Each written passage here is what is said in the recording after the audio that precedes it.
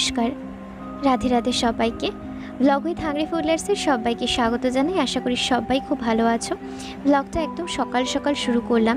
এটা আমি সয়াবিন কারি বানাচ্ছি। এটা তখন সকাল প্রায় ধরো 7টা মনে হয় বাজে, হ্যাঁ ওরকমই হবে।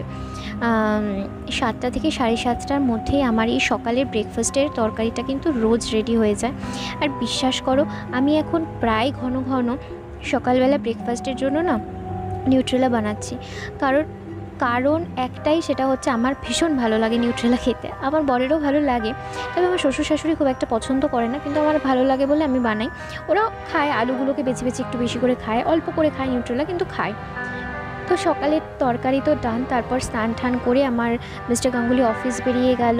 আমি ওকে ছেড়ে অফিসের জন্য রেডি করে ছেড়ে পুজো দিতে চলে এলাম। এই গপুকে সকালবেলা খেতে দেওয়া, সকালবেলা পূজা করা, এগুলো তো আমার ডেইলি রুটিন, সেটা তো জানো। তো করার পর তারপরে যখন নিচে যাই, তারপর গিয়ে আমি সকালবেলাতে ব্রেকফাস্ট করি। তো সেই জন্যই তোমাদের দেখে হয়তো মনে হবে যে নিউট্রেলা তরকারি তো হয়তো আগের দিনও খেয়েছে, আবার আজকেও কেন খাচ্ছে, কিন্তু সত্যি কথা গো, নিউট্রেলা তরকারি দিয়ে খেতেই খুব ভালো লাগছে এখন কয়েকদিন ধরে। তারপরে এবার দেখো, আমার শাশুড়ি এখানে আজকে বাড়িতে না 2 রকমের মাছ হবে। চিংড়ি মাছ কাটছিল, বাছছিল, যাই হোক যেটাই করছিল। আর আমি ওখানে মাছগুলো যেহেতু এখনও কাটা বাছা হয়নি, সেই জন্য ভাত করেছি। তারপর ভাতটা হয়ে গেছে অলরেডি। এখানে লাল শাক বানাচ্ছিলাম।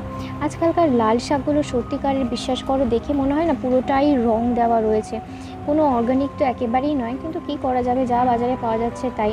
আর সমস্ত সবজি বা অন্য জিনিসগুলোর এত টাকা দাম, এর থেকে তো আমার মনে হয় 3-4 রকমের মাছ খাওয়া ভালো। তো সত্যিকারের আমার একদম ভালো, আর সত্যি বলতে আমার একদম তরকারি সবজিপাতি খেতে বিশেষ ভালো লাগে না, বিশ্বাস করো। এর থেকে মনে হয় মাছ মাংস খাওয়া ভালো। সর্ষে আর একটুখানি দই দিয়ে আমি এটাকে পেস্ট করে রেখেছি। আমি আজকে চিংড়ি ভাপা বানাবো, ঠিক আছে। ভাপা চিংড়ি খাইতে খুব ইচ্ছা করছিল, সেই জন্যই ভাবছিলাম সকাল থেকে যে না, চিংড়ি ভাপাই বানাবো। আমি এখানের মধ্যে পোস্তও দেয়, কিন্তু আমার কাছে পোস্ত অ্যাভেলেবেল ছিল না, সেই জন্য একটুখানি দই আর কালো সর্ষে দিয়ে ভালো করে পেস্টটাকে একদম মিহি পেস্ট করে নিয়েছিলাম। করে তার মধ্যে চিংড়ি মাছগুলোকে তো একদম ফ্রেশ করে বাছা কাটা সব হয়ে গেছে, তো পরিষ্কার করে তার মধ্যে চিংড়ি দিয়ে হলুদ আর নুন দিয়ে, তোমরা অ্যাজ ইউজুয়াল জানো ভাপা কীভাবে বানাতে হয়। কিন্তু এত ভালো খেতে হয়েছিল যে এখনও আমার মুখে লেগে রয়েছে। ভীষণ ভালো লাগে আমার, ভীষণ। ভাপা যে কোনো জিনিস খেতে খুব ভালো লাগে।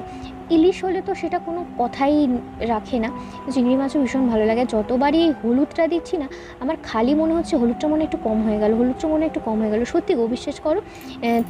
আমি 2-3 বার দেখো আমি হলুদটাকে ইউজ করেছি, কিন্তু দেখেছো আমি কিছুতেই স্যাটিসফাইড হতে পারছিলাম না যে হলুদটা এখানে ঠিক আছে নাকি কম। কালারটা মনে হচ্ছিলো ঠিকঠাক আসছিল না। এর থেকে মনে হতো না একটু যদি কাশ্মীরি রেড মির্চ দিয়ে দিতাম তাহলে হয়তো একটু বেটার আসতো। তারপর তো ম্যান্ডেটারি যেটা, সেটা হচ্ছে তোমাকে কাঁচা সর্ষের তেল দিতেই হবে। সর্ষের তেল দেওয়ার পর রঙটা কেমন অদ্ভুত সুন্দরভাবে চেঞ্জ হয়ে যায়। এই ইয়েলোর উপরে সর্ষের তেলের কালারটা কি ভালো লাগছে দেখো, ভীষণ ভালো হয়েছিল খেতে গো। অনেকে না আবার কি বলো তো, ভাপাটাকে ভাতের মধ্যেও দেয়, আমি দেখেছি, আমার ঠাকুমাকে দিতে দেখেছি, ঠাম্মা দিয়েছে, কিন্তু কি সুন্দর দেখতে লাগছে দেখো। কিন্তু আমি বা আমার মা ওরকমভাবে করে না। এই যে কড়াইয়ের মধ্যে জল বসিয়ে, সের মধ্যে ওই যে স্ট্যান্ডটা বসিয়ে টিফিন বক্সটাকে ভালো করে আটকে বসিয়ে দিয়েছিলাম। এটা যখন আমি একদম হাই ফ্লেমে রেখেছি, তারপর ফুটে গেলে একটু লো করে ঢাকা দিয়েছিলাম। আর এই যে তৈরি হয়ে গেছে আমার চিংড়ি ভাপাটা, দেখতে আর খেতে অসাধারণ হয়েছিল, অসাধারণ। এটা যদি দিয়ে দেয় না ভাত, আর অন্য কিছুই লাগবে না, এত ভালো লাগছিলো। তবে একটু ঝালটা কম হয়েছিল, জানো তো। এমনিতে তো আমাদের ঘরে কেউ ঝাল খায় না, তারপরেও মনে হচ্ছিলো, আমার নিজেরই মনে হচ্ছে যে একটু ঝালটা বেশি হলে ভালো হতো। যাই হোক, এটা হচ্ছে আমার সেকেন্ড মাছের প্রিপারেশন। সেকেন্ড মাছ হচ্ছে যেটা এনেছিল, নামটা আমি ভুলে যাচ্ছি, দাঁড়াও। শার্টিং, ঠিক আছে। এই যে কাটছিল আমার শাশুড়ি, আবার চিংড়িটা কাটা হয়ে গেছে, আবার ওই ধুয়ে ফুয়ে জায়গা আবার নিয়ে বসেছে আর একটা মাছ শার্টিং, এটাকে কাটতে বসেছিল। কিন্তু আমি ভেবেছিলাম না আজকে কি বলে, আলু আর বেগুন দিয়ে যেভাবে পুঁটি মাছ বা ছোটো মাছের চচ্চড়ি করে না, ওই রকমভাবে বানাবো। তো আমি রসুন ইউজ করিনি, এর মধ্যে পেঁয়াজ আছে, লঙ্কা আছে, আদা আছে, সব দিয়ে করে। আর বেগুনগুলোকে এরকম লম্বা লম্বা করে কাটতে বলেছিলাম। বেগুন তো এমনি নরম, আমি অল্প একটুখানি তেল দিয়ে ভালো করে একটু ভেজে নিয়েছিলাম। অনেকটাই সিদ্ধই হয়ে গেছে, দেখো বেগুনগুলো দেখেই বুঝতে পারবে। খেতে কিন্তু ভীষণ ভালো হয়েছিল, বিশেষ করে দুটো মাছ দেখে মনে হচ্ছিলো শাক ভাজাটা জাস্ট আননেসেসারি বানিয়েছি, মানে শাক ভাজার আর কোনো পাত্তা পাচ্ছিল না দুটো মাছের কাছে। যাই হোক, এখানে মাছগুলো তো ভালো করে নুন হলুদ মাখিয়ে আমার শাশুড়ি রেখে গেছে ধোয়ার পরে। আমি এই মাছ কাটা ধোয়া নুন হলুদও মাখাই, দেখবে মাঝে মাঝে খুন্তি দিয়ে, হাত দিয়ে মাখাই না। আর এই মাছগুলো যখনই দিই, আমি জানি না কেন আমার যে কতবার তেল ছিটে আসে, এখানে ওখানে পুড়ে যায়, ভগবান জানে আমি কোন জন্মে যে মানে শিখবো যে মাছ কি বলে তেল ছিটে আসবে না। জানো, রিসেন্টলি আমার হাতে কড়াই লেগে হাতটা পুড়ে গেছে, পেছন দিকটা, মানে হাতের ওই কুনুইয়ের ওই পেছন সাইডটা আছে না, ওই জায়গাটা পুড়ে গেছে। কী আর করা যাবে। যাই হোক, আমি কালো জিরে ফোড়ন দিয়ে মাছের ঝাল যেভাবে বানাই, নামেই ঝাল, আমি কিন্তু ঝাল খুব কম দিই। যাই হোক, বাকি সব কিছু ঝালের যেরকম প্রিপারেশন হয় সেই রকম। কী সুন্দর কালারটা এসছে দেখো। মশলাটাকে কষাচ্ছিলাম অ্যাকচুয়ালি, কী বলো তো, ওই তেলের মধ্যে একটুখানি চিনি দিয়ে যে ক্যারামেলাইজড করে নিই, সেটার জন্যই কালারটা কিন্তু ভীষণ ভালো আসে, ভীষণ।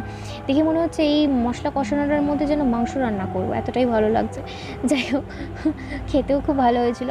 তো আমি মোটামুটি ভালোভাবে কষিয়ে নিয়েছিলাম, 2-4 বার এর মধ্যে জল দিয়ে কষিয়েছি, কারণ আমি তোমাদের বললাম যে আমি মানে খুব যে ঝোল ঝোল পাতলা ঝোল করব সেটা তো নয়, একটু গ্রেভি মাছটা রান্না করব, সেই জন্য ওই। আর আলুটা তো দেখলেই আমি ইন্ডাকশানে দিয়ে সিদ্ধ করে নিয়েছি। আলুটা বেসিক্যালি বেশিরভাগ সময়তে কিন্তু ইন্ডাকশানেই আমি সিদ্ধটা করি, কারণ টাইম বাঁচে, গ্যাসটাও বাঁচে। যাই হোক, তো এইরকম অবস্থাতে আমি যে মাখা করে তার মধ্যে একটুখানি জল দিয়ে ফুটিয়ে নিয়েছি, তারপর মাছটাকে দিয়ে নামিয়ে দেবো।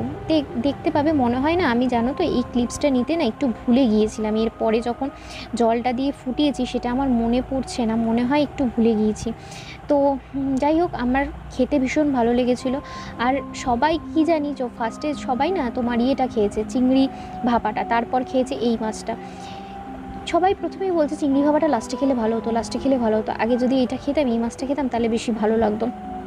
যাই হোক, দুটো মাছই খুব ভালো হয়েছিল। আগে পরে যেটাই খাও না কেন, দুটোর টেস্ট আলাদা, দুটোর মাছের টেস্ট আলাদা, আর ঝোলের টেস্ট অবভিয়াসলি আলাদা। এর বেশি জল কিন্তু আমি আর ইউজ করিনি।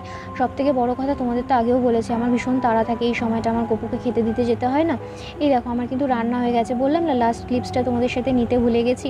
মাছগুলোকে দেখো, আমি তো গ্রেভি করেছি, মাছগুলোকে ফুটিয়ে না ঝোল থেকে তুলে রেখেছি, কারণ ওই বাটিটা থেকে মাছগুলো যখনই দিতে যাবে তখন ভেঙে যায়। তারপর খাওয়া দাওয়া করে দুপুরে একটু রেস্ট নিয়ে সন্ধ্যাবেলা চলে এলাম তোমাদের সাথে শেয়ার করতে। আবার ক্যামেরাটা হেজি হয়েছে। যাই হোক, চা বানানোর জন্য চা বানাতে চলে এসেছিলাম সন্ধ্যাবেলাতে। আমি দুপুরবেলাতে 1 ঘন্টা মতন শুয়েছিলাম আজকে। আর ওয়েদারটা এত ভালো, বৃষ্টি হচ্ছিল আজকে সারা দিন, প্রচুর বৃষ্টি হয়েছে, জানো না। তো যাই হোক, আমি আবার 2 রকমের বিস্কুট নিয়ে বসেছি। দেখো, এর মধ্যে একটা আমার গোপুর প্রসাদ আছে, জানো তো, ওই যেটা দেখছো না, ক্রিম বিস্কুটটা সাইডে যেটা রয়েছে, ওটা আমার গোপুর প্রসাদ। আর বাকি তো ওই নোনতা বিস্কুট আমার খুব একটা ভালো লাগে না, কিন্তু তাও নিয়েছি। তারপর সন্ধ্যেবেলার কাজ করছিলাম, এই জামা কাপড়গুলো গুছাচ্ছিলাম আমার বরের, কারণ এগুলো তো করতেই হবে। তো সারাদিন পর এসেছি তোমাদের সাথে বকতে, সারাদিনের ব্লগটা তো শেয়ার করলাম, দেখতেই পেলে। রান্না বাড়ি করে আমি ক্লান্ত হয়ে গেছি, 2 রকমের মাছ করেছি। তারপরে তো সন্ধ্যাবেলায় সব চা ফা করে বিরক্ত লাগছিলো।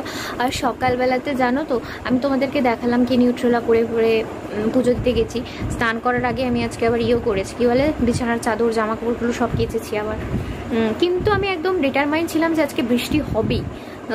মানে আকাশ দেখে, বাইরের ওয়েদার দেখেই মনে হচ্ছিলো যে বৃষ্টি হবে। আমি যেন কোনো কিছু বাইরে মেলেনি, ঘরে বারান্দায় যেখানে জায়গা পেয়েছি মেলে দিয়েছি, কারণ রোদ মানে ছাদে মেলতে যাওয়াটা যে কী জ্বালাতন। মেলবো 15 মিনিটের মধ্যে এত জোর বৃষ্টি নামে, আমাকে মানে হুড়মুড় করে ছাদে উঠে আবার জামা কাপড় তুলতে হয়।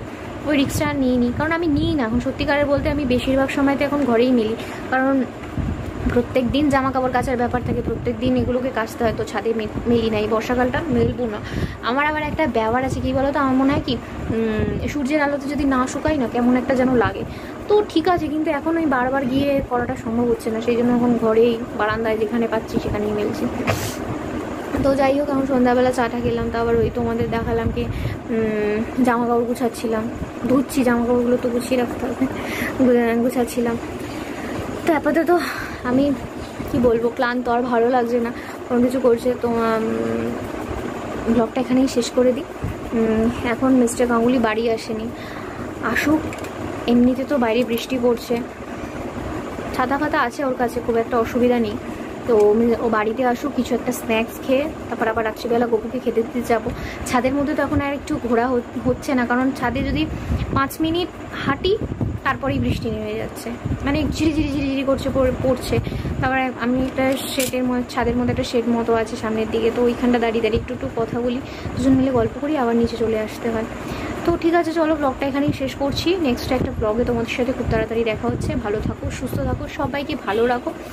আর this series with blog with hungry food lover, stay tune, subscribe করে নিও, লাইক শেয়ার কমেন্ট করতে ভুলো না। বাই।